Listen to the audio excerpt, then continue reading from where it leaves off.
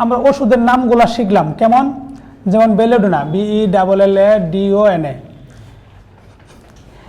এখন এর তো কোনো শক্তিও নাই, কিছু নাই, শুধু ওষুধের একটা নাম শিখছি।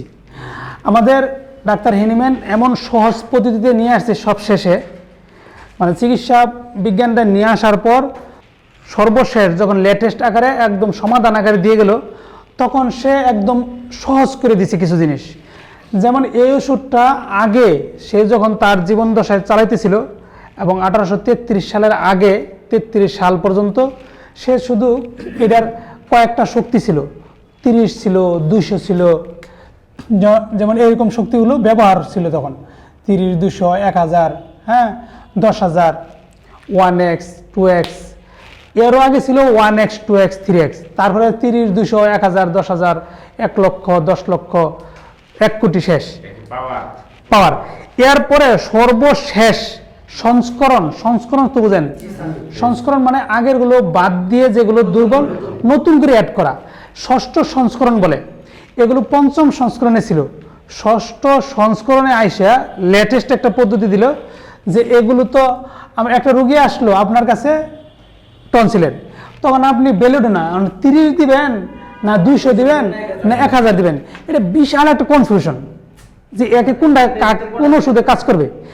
এই চিন্তায় দেখা গেল ডাক্তারদের অন্যদিকে লেখাপড়া অনেক বেশি করতে হয়, আর এইখানে এসে এইটা নিয়ে কনফিউশন খায়, যার জন্য অনেক রুগীরা হুচট খায়, রোগ বেড়ে যায়। তো তখন ডাক্তার হেনিম্যান এটা বাতিল করে দিল ষষ্ঠ সংস্করণে এসে, যে এই পদ্ধতি দরকার নেই।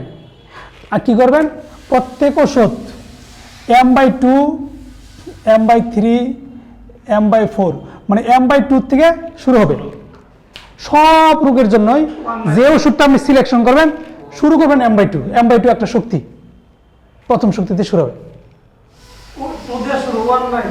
1 আছে, 1টা ব্যবহার হয় না, 1টা সাধারণত আপনার কাছে রেখে দেওয়া হয়, 1টা আপনি দিতে পারেন M/1, কিন্তু M/2 থেকে ব্যবহার হয় 2, 3, 4, 5, 6, 7, 8, 9, 10, 11, 12 এভাবে যেতে থাকবে। তার মানে এইখানে একটা চিন্তা কমাই দিছে, আমি 30 দিব না 200 দিব, 1000 দিব, এটা নাই। প্রত্যেক রোগের ক্ষেত্রে যদি ওষুধটা আমার সিলেকশন হয়ে গেল, ওষুধ কোন ওষুধ, এরপরে শক্তি M/2। তাহলে এই দুইটা জিনিস আপনারা একটু মনে করেন, লিখে নেন যে প্রত্যেক ওষুধ আমরা M/2 শক্তি থেকে শুরু করব। এই যে এর আগে যতগুলো ওষুধ পড়লেন, এই ওষুধগুলো যে রোগীর জন্য আপনি সিলেকশন করবেন, এই সিলেকশনগুলো শুরু করবেন M/2 থেকে।